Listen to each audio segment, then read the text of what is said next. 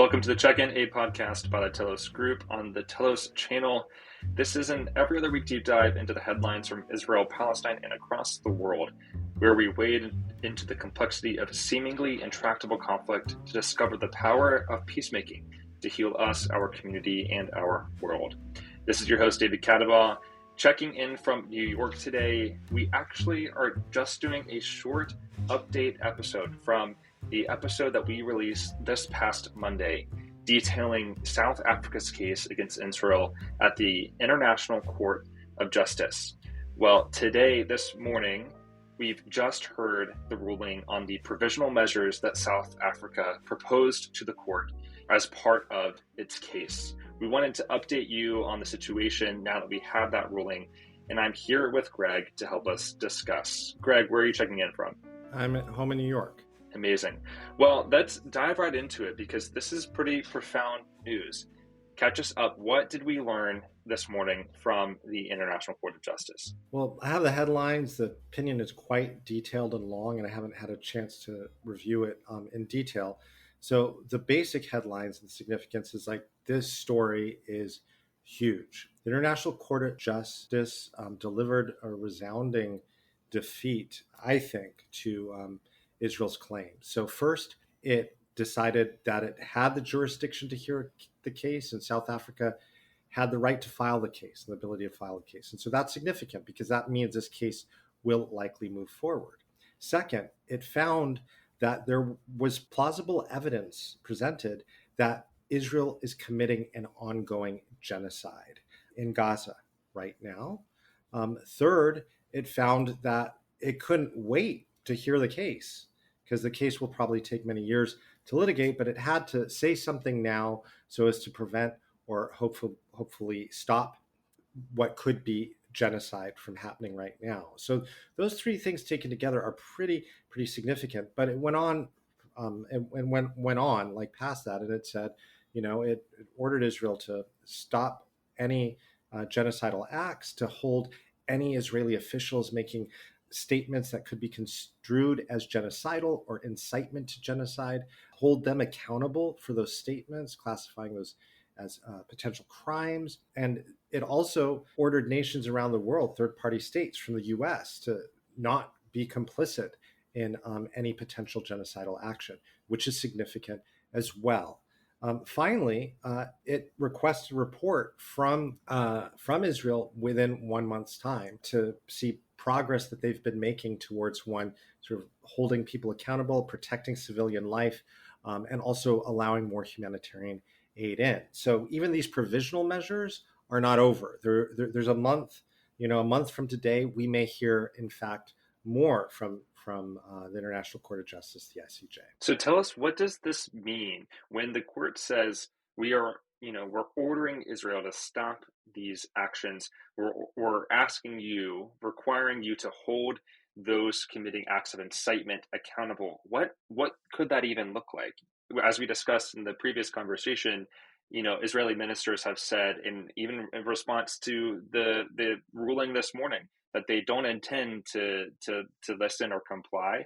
What is this going to look like on the ground for Israeli government? It could look like a number of things. It's really ramping up the pressure. So like already Israel and the United States were increasingly isolated on the international stage. This moment is like no other. As we've talked about long ago on this podcast and continuously, we're entering this age of multipolarity in which other major players and regional players around the world are challenging America's dominance on the global stage, right? So the fact that Israel and the United States are increasingly more isolated is much more significant at this moment. Like, the United States doesn't want to bear the cost of that isolation. And in recent days and weeks, we've been seeing increasing public frustration expressed by even President Biden with Netanyahu and the Israeli government on how they're proceeding with this campaign. So this ramps up the pressure significantly at the geopolitical level. The other thing that it does is it creates a number of other avenues for action from civil society. You may be familiar with the BDS movement, the Boycott, Divestment, and Sanctions movement.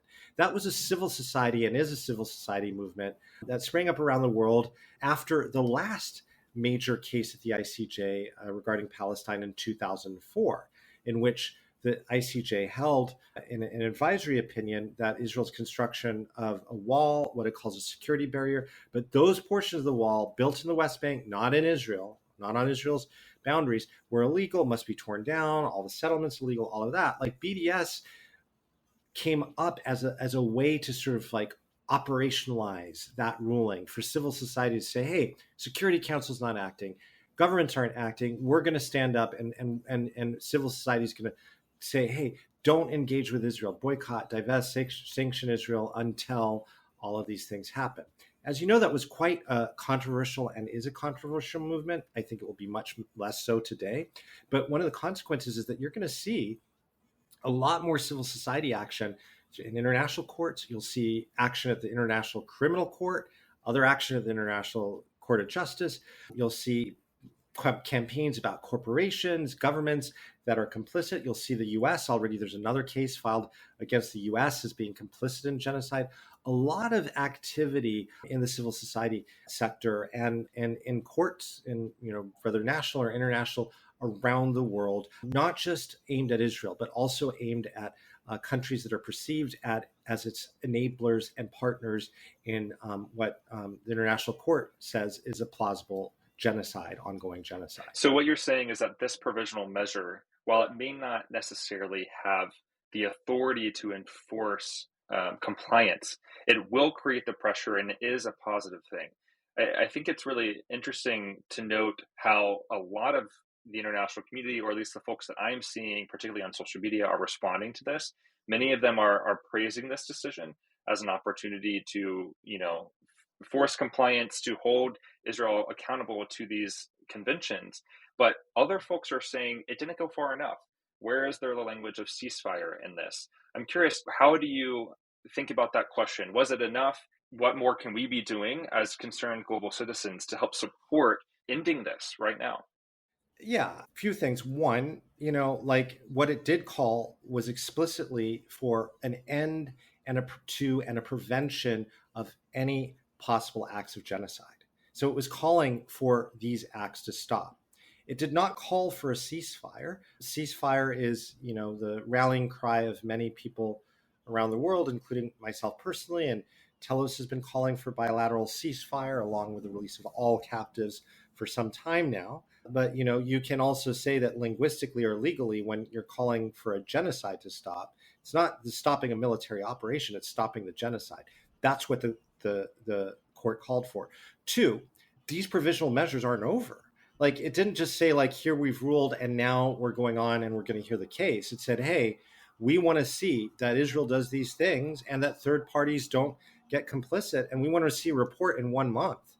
So we may see a different ruling 1 month from now. And so I think there are a lot of activists that are, unhappy and, that they didn't use the ceasefire language and that didn't happen. And certainly I think this would have been a stronger moment, but it's no less significant. This is a really critically significant moment. The other thing that it did in this ruling that I think is significant that many commentators are sort of glossing over is it really highlighted the obligations of third parties, from states to corporations that may be complicit in or benefiting from this plausible case of genocide. And that is incredibly significant because by ruling the provisional measures today, where it said no more genocidal acts, hold accountable, anyone using genocidal statements, let humanitarian aid in, and hey, everybody else around the world, guess what? It put a ton of people on notice. Put a ton of people on notice that this may not just be Israel. This may be much broader. And so I think there's some real significance that is overlooked. While I am sympathetic to, the claim that, hey, we just need to stop this now. If you've listened to any podcast that I've done for Telos or elsewhere, or anything, that I've been arguing for a variety of reasons, which, by the way, I believe are within Israel's interest, the U.S. interest, the world interest, and not just Palestinian interest, that this has to stop today. And the primary reason is the extreme historic suffering, horrors that we're witnessing right now, right? So like a lot of people would have liked the court to have said that. I think it may in fact be more significant that the court, put this sort of like month lag in, because what it's doing is it's really kind of building a coalition to say, look at like what's happening here, who's complicit. This is not just Israel. This is a number of parties. And what Israel are you going to do to stop this? It didn't rule on the underlying claim of like, Israeli self-defense, which is a very simple and also slightly complicated question under international law. But this is not the last pronouncement. This is the first.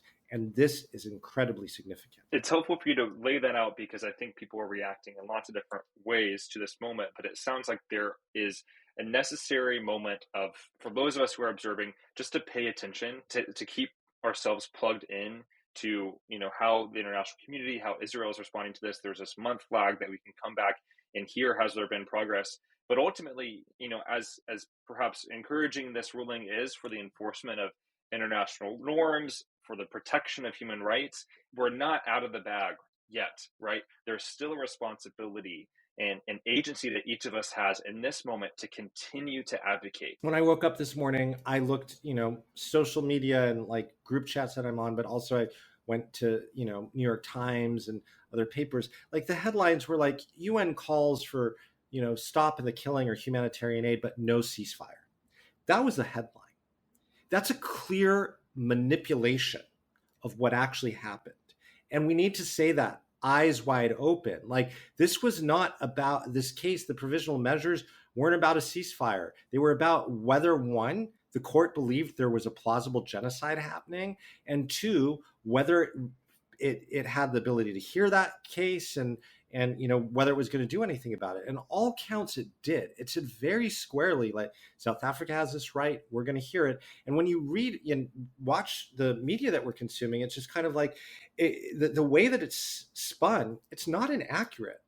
The court did not call for a ceasefire, but that's not exactly what South Africa and the dozens of nations around the world that joined South Africa was looking for. So your average person is going to read this and hear this, and they would not be wrong for thinking that like perhaps the International Court of Justice gave credence to some of Israel's defense, when that's not actually what the opinion itself says, and that's not what happened. Quite the contrary. This is a very clear and huge defeat for Israel before the court, even though the court did not use that specific language of ceasefire. Right? So that's the first thing to pay attention to. Second is like, what's our role in this moment? Our role in this moment is really clear. This should give increased momentum for activists from every stripe who are calling for human rights, to say, hey, like this is a win in the right direction. But you know what? This can also go south. And I don't want to be a fearmonger again. I hate fearmongering, but this is a critical moment for the world. The only way out of this moment is to affirm and protect fundamental human rights for everyone. The only common language we currently have for that as a species is international law. And international law is really helpful and really clear on these points. There's a lot of gray areas in international humanitarian law, the law of war, because you're allowed to pursue war. You're allowed to defend yourself. There's this idea of proportionality. But when you come to human rights, there's a whole thing in which it's actually black and white. There's a whole class of crimes that are unjustifiable. Use Kogan's in Latin, these peremptory norms. It's like you can't commit mass rape and say, oh, well, it was necessary in proportion to the threat that I was facing. There's no defense for that. Totally unjustifiable. Genocide, completely unjustifiable. There are these class of war crimes, of crimes against humanity that you can never claim a defense for. So international law makes very clear you cannot intentionally target civilians. This case put everyone around the world on notice. It said, hey, there is a plausible case of genocide here.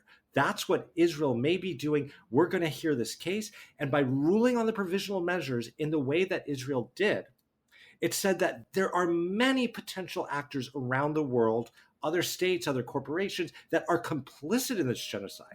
You are all on notice. This moment in world history is a fight for that very foundation of fundamental human rights, to say that all life is equal and our international institutions are going to protect it.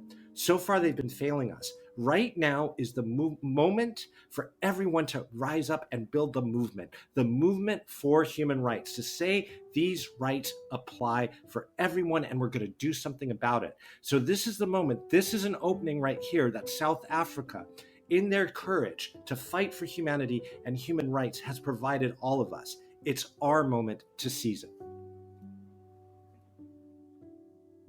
That's a powerful word, Greg. Each of you listening, those of you who have followed Telos for a long time, those of you who have just begun to engage with our work, you are part of this movement. You are a peacemaker too. You have so much agency and influence in your life, and you, along with all of us, have a responsibility to help build this world in which all of us can flourish, in which our human rights are protected, and we defeat the lie that says that we cannot live together in mutuality. This is a pivotal moment for our world, and we're grateful that you're leaning in, standing with us for the rights of all, so that all of us can flourish. Continue to speak up, continue to stand up, continue to pay attention, as Greg mentioned on this last call. The world needs you right now. Thanks for listening, folks. We'll see you next time.